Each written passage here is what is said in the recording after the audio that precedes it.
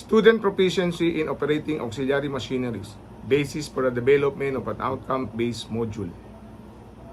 I am Juanito C. Mendoza, a licensed officer in charge of an engineering watch, presently connected at Zamboanga State College of Marine Sciences and Technology under the College of Maritime Education, holding an academic rank of Assistant Professor 4, teaching course subject, and a CHET SICAP grantee. In view of the vital role played by the maritime sector in the global economic market, the significant need for competent human resource at sea should in the same manner be highly recognized. The primordial responsibility is to enhance the institutional facilities and equipment, curriculum design, learning methodologies, quality of instruction, and all aspects of ensuring a full of high qualified and task proficient marine officer and engineers to man the world fleet. The constraint and demand encounter required from among maritime institutions to allow their operation to attain the prescribed IMO standard that may allow the production of highly proficient graduates. The study would therefore determine the level and difference in the proficiency of third-year BSMARE students of the three maritime schools in Zamboanga Peninsula in operating auxiliary machinery. Objective of the study: the descriptive study aimed to determining the level of proficiency of third-year BSMARE student of the three maritime schools in Zamboanga Peninsula. What is the level of proficiency of the third-year BSMARE student of the three maritime schools in Zamboanga Peninsula in the operation of the following auxiliary machinery: alternative current and direct current generators, steam boiler components, refrigeration system components. Are there significant differences in the proficiency of BSMARE student in the three maritime schools in Zamboanga Peninsula? What instructional outcome-based module in auxiliary machineries can be introduced to upgrade the level of proficiency of the third-year BSMARE student in the three maritime schools of Zamboanga Peninsula? This study utilized the descriptive method of research design, was employed in the investigation since the data collected intended to find answer to questions concerning the level of proficiency of the third-year BSMARE student of the three maritime schools has the significant differences in the level of proficiency of the respondent in the operation of auxiliary machineries. Permission was asked from the administration of the three maritime schools in Zamboanga Peninsula. The questionnaire was personally administered by the researcher among the participating third-year BSMARE students in different maritime schools in Zamboanga Peninsula. The participants were the randomly chosen third-year BSMARE students of the three state colleges and universities in Zamboanga Peninsula. Frequency, means, and standard deviation were the descriptive statistical tools employed in the study. The inferential statistical tool used was one-way analysis of variance.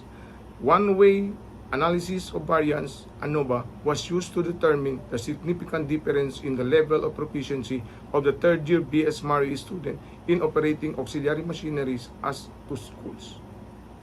Summary of findings: the main purpose of the study was to determine the proficiency of the third-year BSMARE student in operating auxiliary machineries.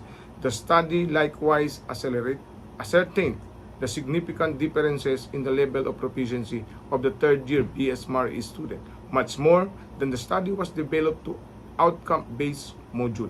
Specifically, the study sought answer to the following questions: what is the level of proficiency of the third-year BSMARE student in the operation of auxiliary machineries in the following: alternative current or direct current generators, steam boiler system components, refrigeration system components. Are there significant differences in the proficiency level of third-year BSMARE student in the three maritime schools in Zamboanga Peninsula? What instructional outcome-based module in auxiliary machinery can be introduced to upgrade the level of proficiency of the third-year BSMARE students in Zamboanga Peninsula? The findings are as follows. Generally, the third-year BSMARE student of the three maritime schools of Zamboanga Peninsula were very proficient in operating alternative current and direct current generator, steam boiler components, and marine refrigeration components. No significant differences existed in the level of proficiency of the third-year BSMRE student in operating alternative current and direct current generator, steam boiler components, and marine refrigeration components. Conclusion: from the summary of findings, the following conclusions were drawn. The third-year BSMRE student of the 3 Maritime School in Zamboanga Peninsula were very proficient in operating alternative current and direct current generator, steam boiler components, and marine refrigeration system components, seems to indicate that the training and mastery of the instructor in delivering how the auxiliary machineries are operated was delivered comprehensively and completely, much more than they were able to gain the very supportive student engagement.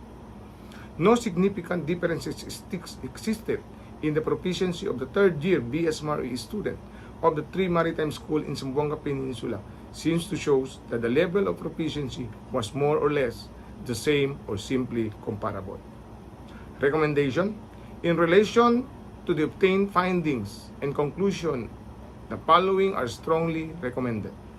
In order that the 3 Maritime School in Zamboanga could maintain the highest level of proficiency of the third-year BSMRE student of the 3 Maritime School in Zamboanga, they should provide more adequate training of their instructor to be more competent in their work, much more.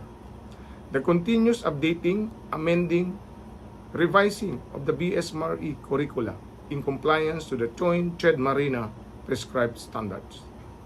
Maritime schools should provide a high standard quality training and education opportunities. Training programs should be planned, organized, and arranged for the students to start with theoretical knowledge and practical training produced for their chances to be trained in a wholesome environment and become more engaged in their practical work. In the operation of auxiliary machineries, the updating, amending, revising of the BSMRE instructional material, especially on the laboratory courses. The support of the advanced professional education of the marine engineering faculty personnel to degree scholarship, training, and seminars. Provide more auxiliary machineries for their students to be prepared upon when looking for employment. Student development, student enhanced through collaboration in foreign linkages. Impact or outcomes of the study. The study would assess the improvement in the student technical skills and knowledge in operating auxiliary machinery before and after training of course work. This could include proficiency in using a specific type of machinery, understanding operational procedure, and troubleshooting issues. The study might evaluate how well students retain the knowledge and skill over time. This could involve follow-up assessment weeks or months after initial training to see if students can still effectively operate the machinery. The study would likely ensure student understanding and application of safety protocols when operating auxiliary machineries, improve safety awareness and practices as crucial outcomes in technical training programs. The study could compare different teaching methods, example, traditional classroom instruction, simulation, on-the-job training, to determine which is most effective in improving proficiency. The study could examine the impact of the training on student readiness for careers in fields requiring operation of auxiliary machinery. This could include job placement, grades, employer, feedback on the preparedness of graduates. Original value of the papers. The 3 Maritime School in this study can propose further development of each student to training, seminar, and teaching modules. The 3 Maritime School in Zamboanga Peninsula will known to produce highly trained full of professionals that could perform well in the field. The Maritime School from other parts of the Philippines and even foreign institutions can have linkages and benchmark to develop even better training that can benefit the maritime industry as well. The reference was established also in my study, and this is all with my presentation. Thank you, everyone.